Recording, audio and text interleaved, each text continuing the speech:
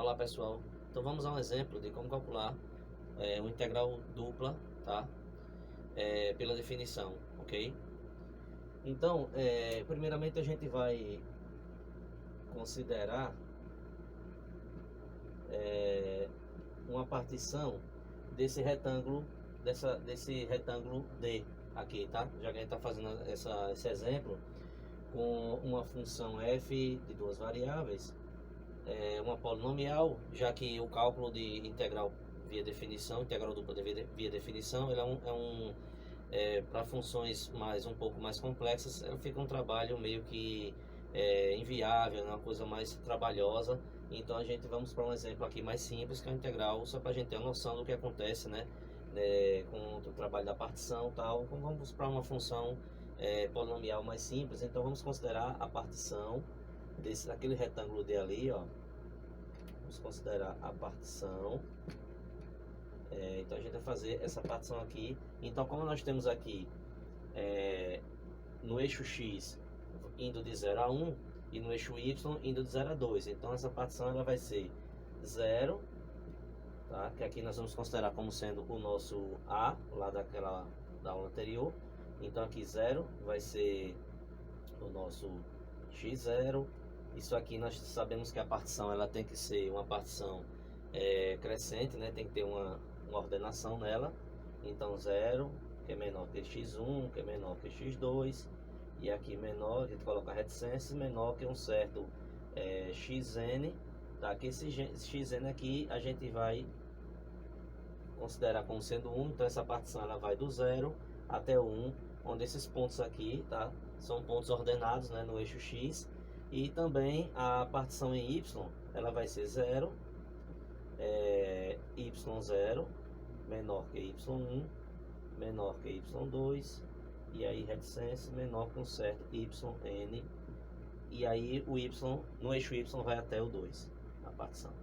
Lembrando, pessoal, que na definição, na aula passada aí, eu considerei que a partição não necessariamente, tá, a quantidade de pontos no eixo x é igual à quantidade de pontos no eixo y. Então isso aqui poderia ser de 0 até um certo xm, e aqui de y0 até um certo yn. Então não necessariamente essa partição ela é uma partição retangular, tá?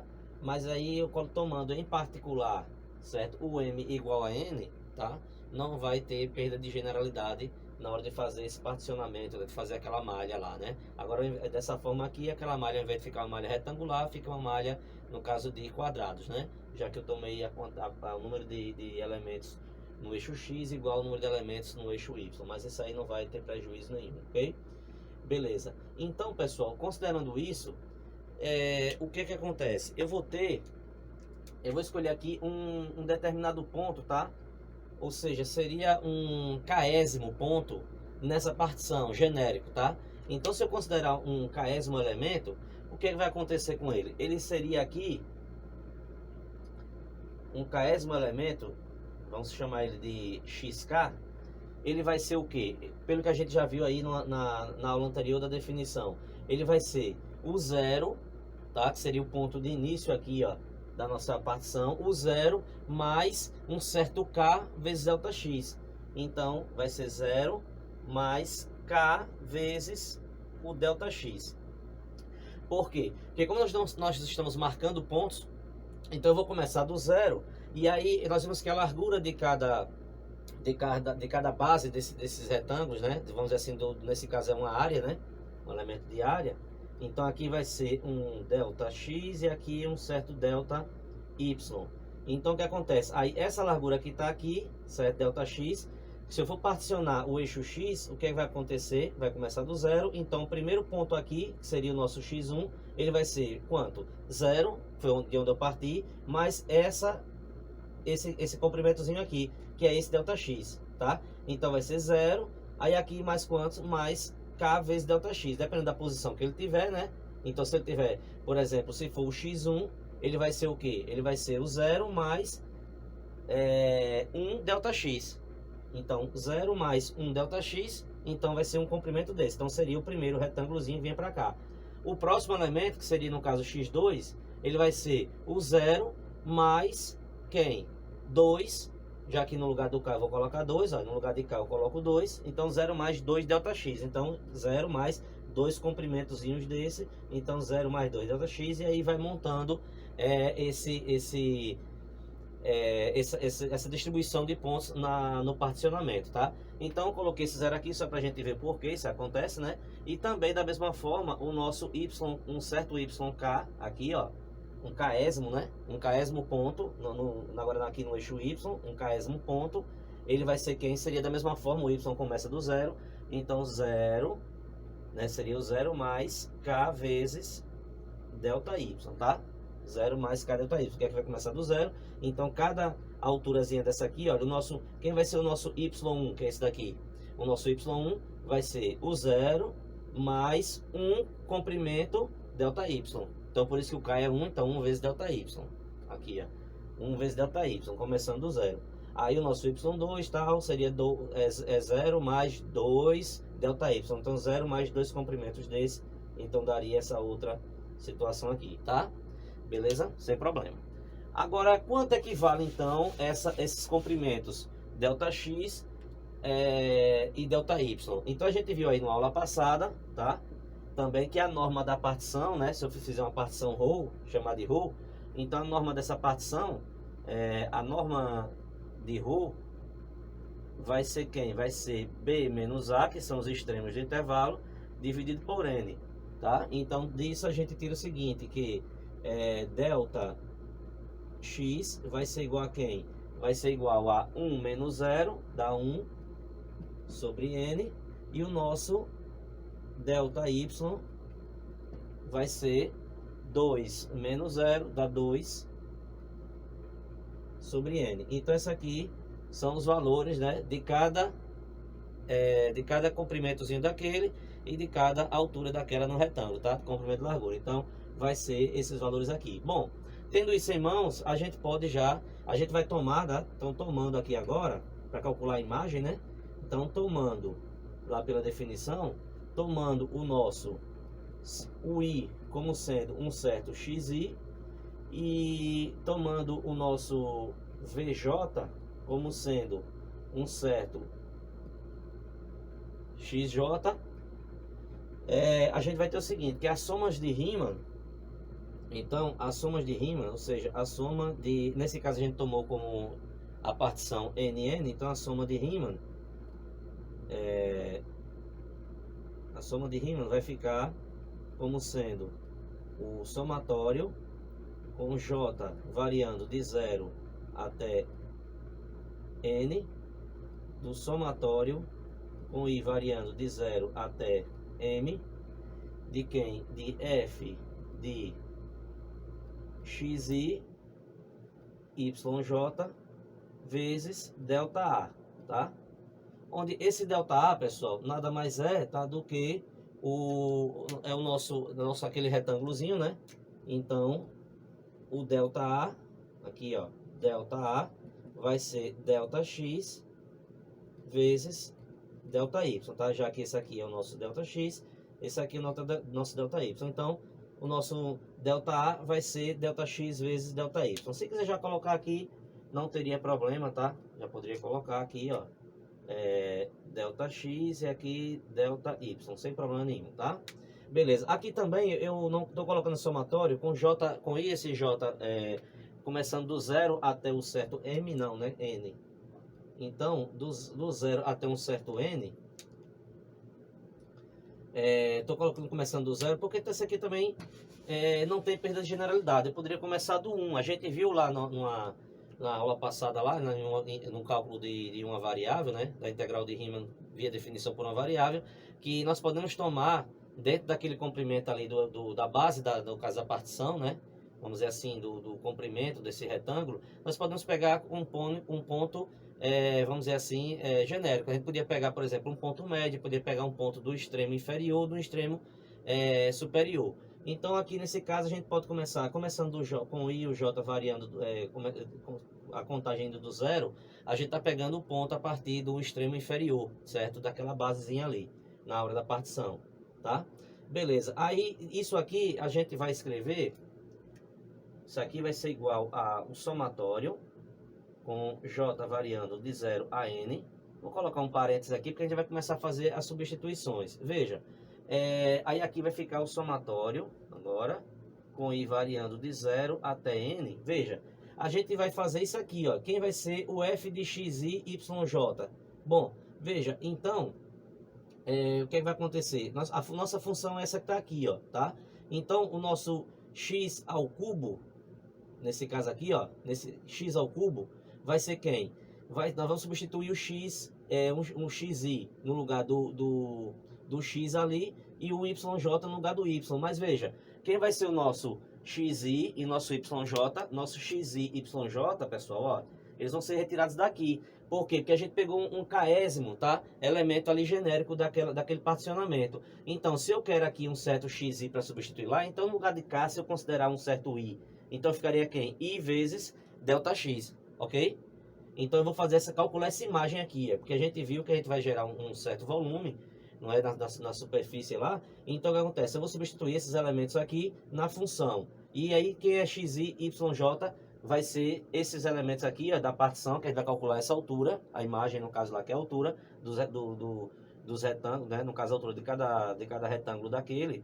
Então a gente vai ter o quê? Vai ter xk, nós vamos chamar de i agora o k, então fica i ΔX, ok? Então fica i ΔX. Bom, se vai ficar i ΔX, ó, i ΔX, a gente já sabe quanto é que vale o ΔX, tá vendo, ó? Que é 1 sobre n, ok? Então se isso aqui vai ficar, ΔX é 1 sobre n, então a gente vai escrever como? Então a gente vai ter que, quando a gente calcular essa imagem aqui, ó, calcular essa imagem, então a gente vai ter um certo i, um i ΔX, mas tem esse rapazinho daqui também, tá vendo? Ó, que tem um produto aqui. Então, quando eu calcular aquele valor da imagem, vai ficar i ao cubo ΔX ao cubo. Mas tem esse ΔX aqui também, tá? Então, quer dizer, quando eu pegar esse rapaz daqui, ó, aquele rapazinho dali, considerando o k sendo i, e substituir aqui, ó, aqui, o que é que vai acontecer? Vai ficar i elevado a 3 e ΔX elevado a 3. Então vai ser i elevado a 3 e esse rapaz elevado a 3. Só que não tem esse daqui também, ó, o ΔX. Então vai aparecer um outro 1 sobre n multiplicando. Então isso vai ficar i elevado a 3 vezes, tá? O ΔX, que seria quem? Seria 1 sobre n elevado a 3. Então vai ser 1 sobre n, isso aqui vezes 1 sobre n elevado a 3, tá? Daria isso aqui, ó. Ok? Só que tem um probleminha, né? Porque a gente tem ainda esse outro ΔX aqui, que está multiplicando pelo resultado. Aquilo ali é o resultado só da imagem desse rapaz daqui no lugar de k sendo 1.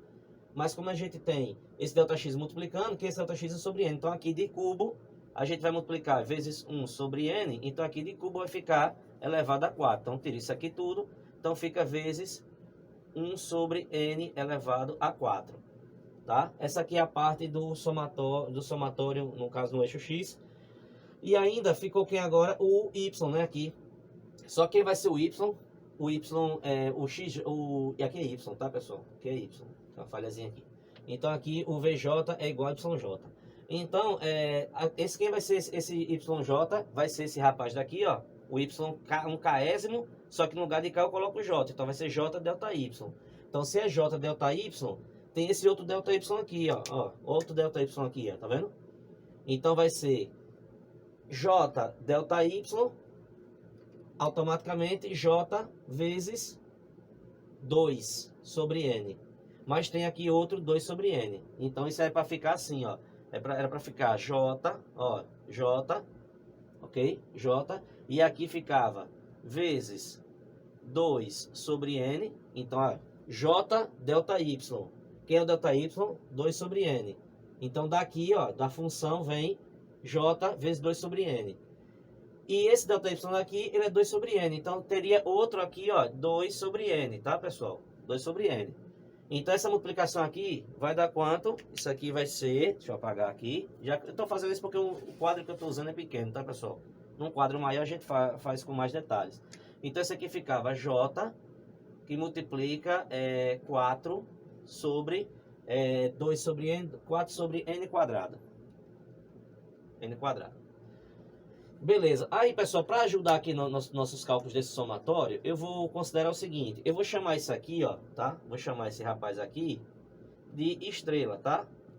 Vou chamar esse rapazinho aqui de estrela. E aí eu vou calcular ele separadamente.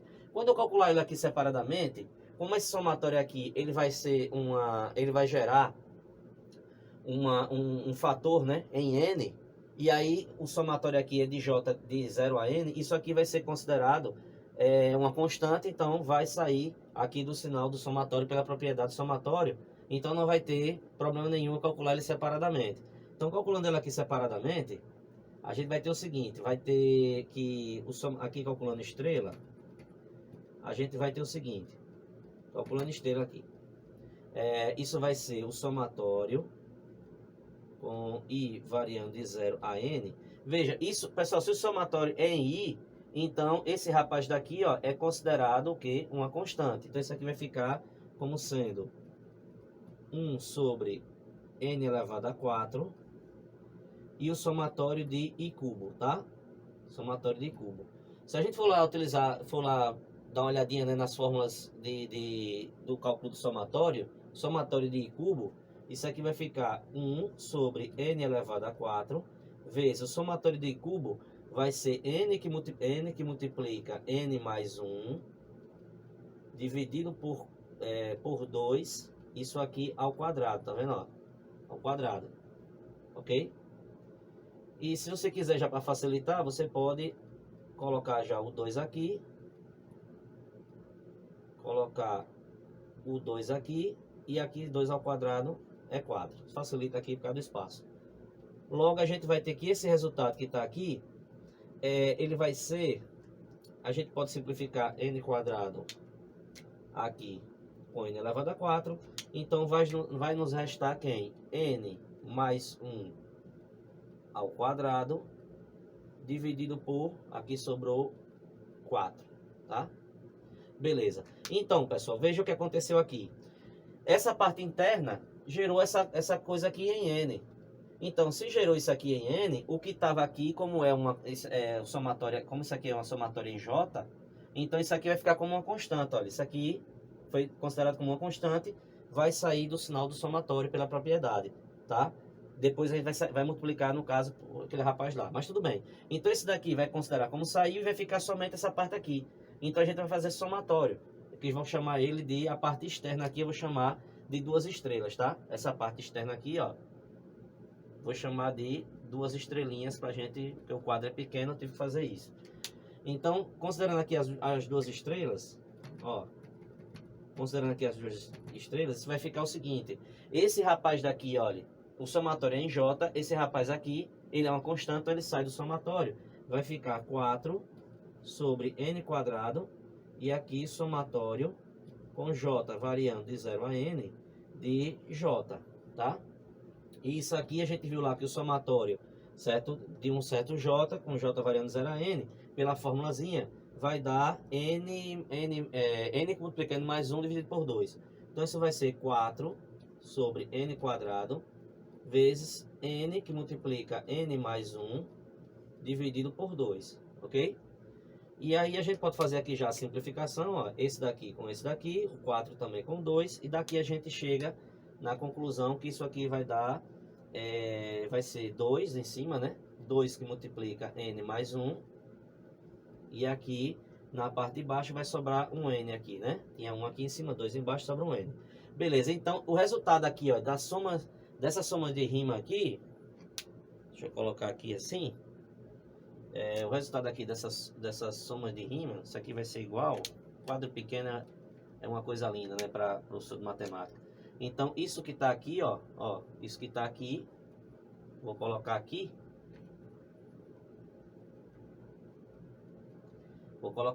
esse rapaz daqui com esse daqui, tá? Ele vai ser o produto dos dois, né? Vai ser o produto dos dois. Esse somatório aqui eu fiz separadamente, como ele saiu como uma constante, então o resultado do outro entra como produto. Isso aqui vai ficar como resultado sendo quem? 2 que multiplica n mais 1 ao cubo dividido por 4n. Ok? beleza? Porque, olha, aqui fica, esse aqui tá na parte de cima, né? Esse com esse vai dar n cubo, né? 2 com 1 dá 3. Aqui fica esse 2, esse 4, que eu posso simplificar já, tá, pessoal? Aqui, ó, tá? Para melhorar as nossas continhas, isso aqui eu posso simplificar e vai ficar, como resultado daquela soma de rima ali, vai ficar n mais 1 ao cubo dividido por 2n. Na verdade, a gente tem um errozinho aqui, né? Aqui era n elevado a 4, quando eu cancelei com 2, aqui sobrou 4n quadrado. Aqui é 4n quadrado, tá? Tem um probleminha aí.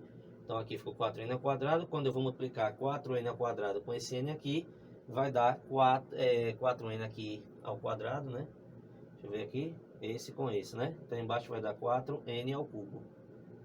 Então aqui 4n ao cubo. Beleza. Então esse aqui é o resultado da soma de rima. Logo, a gente vai ter o seguinte, né? Então logo, a gente vai ter que a integral dupla sobre a região D de x cubo y dA vai ser o limite da soma de Riemann. Então o limite, quando eu escolhi somente uma partição em n no eixo x e em n no eixo y, porque senão seria o limite quando n e m tendem a infinito aqui, tá? Se eu tivesse escolhido, por exemplo, a partição com o y indo aqui, ou x, aliás, indo de 0 até m, tá? Não ia mudar em nada o resultado, não ia perder a generalidade. Então aqui vai ficar o que? Aquele resultadozinho ali, ó, vai ficar o limite de n mais 1 ao cubo dividido por 2n ao cubo, tá? Ora, pessoal, o que acontece? Quando eu desenvolver isso aqui, o termo de maior grau vai ser n cubo, né? Vai ser n cubo, que vai se cancelar com esse n que está aqui, com esse n cubo que está aqui. Ok? Posso fazer isso aqui, né? Não tem problema nenhum, não. Eu posso fazer isso aqui. Então, isso aqui é desenvolvendo, tá? Para ficar mais explicadinho, desenvolvendo isso aqui vai dar cubo do primeiro, então n cubo, mais 3n ao quadrado vezes 1, lá para os notáveis, né? 3n ao quadrado vezes 1, mais 3 vezes 1 ao quadrado é 1, então 3n, mais 1 elevado a 3, que é 1. Tudo isso aqui dividido por 2n ao cubo, tá? Dessa forma aqui. Aí veja, pessoal, como aqui eu tenho n quadrado, n cubo, quando se eu separar esse numerador aqui em 4 partes, e cada um com o denominador 2n elevado a 3, eu vou ter que n elevado a 3 com n elevado a 3 vai se cancelar. Então vai ficar o limite da constante 1/2, já que aqui tem uma. Esse com esse cancela, fica 1/2, né? Então esse aqui já gera quanto? 1/2. Esse daqui vai ficar 3, ó, 3 sobre 2, só que n quadrado com n cubo, quando eu cancelar, vai ficar um n no denominador. Então, quando eu tomar o limite, quando o n tender a infinito, isso vai dar 0, né? Vai ficar 3 sobre 2n, isso vai para 0. Aqui vai ficar 3 esse n com esse n cubo cancela, então fica 3 sobre 2n quadrado. Quando o n for tomar valores muito altos, vai para 0.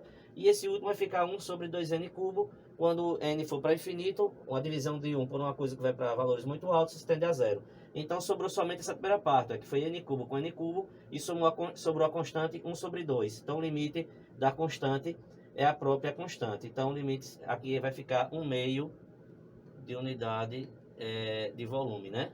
Já que ali a gente tomou a partição na parte positiva, não tem como ficar negativa, então essa função ela é não negativa dentro com o domínio sendo daquela região retangular ali. Então, isso aqui vai ser 1/2 como resultado. Beleza, pessoal? Valeu!